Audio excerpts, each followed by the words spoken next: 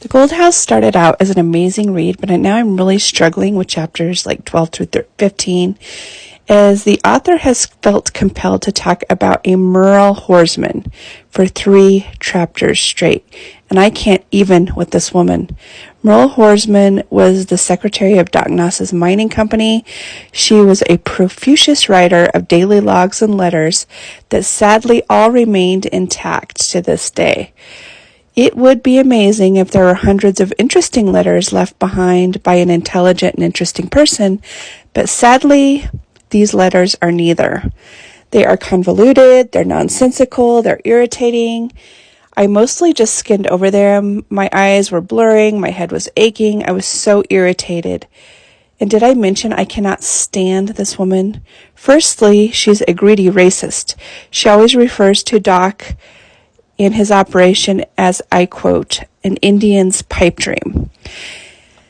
As secretary of Doc Noss's mining company, she owns 1% of the treasure's value if it's found, which would calculate to approximately $32 million.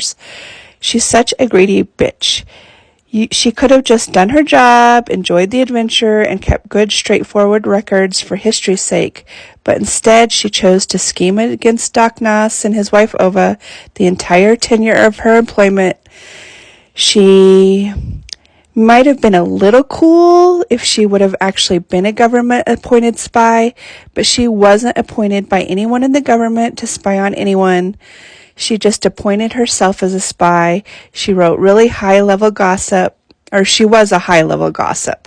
She was a high-level gossip, and I think she felt so high about herself and her gossip, she actually thought she was a spy. So she appointed herself as a spy.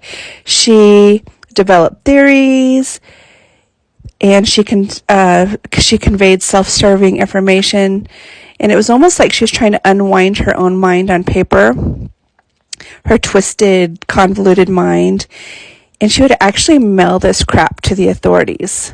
Like, they didn't ask for it, she would just mail it to them. All these theories and this so-called evidence against Doc Noss. She viewed herself also as an archaeologist and an anthropologist. And she was none of that.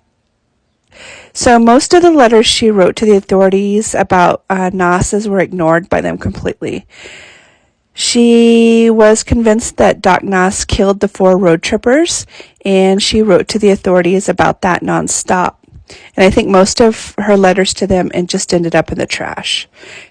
Her letters, they were just rambled on and on and on and made freaking zero sense. And I don't know why Doc Noss didn't fire her.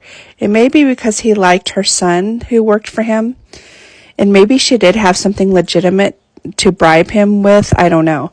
I just really wish the author would have summarized this woman down to like a chapter, maybe a half of a chapter, like stewed it down. And I understand historical documents are really important. People did handwrite letters back then, and sometimes authors feel compelled to include everything. Unfortunately, these letters and daily logs written by Merle Horzmann only irritate the reader.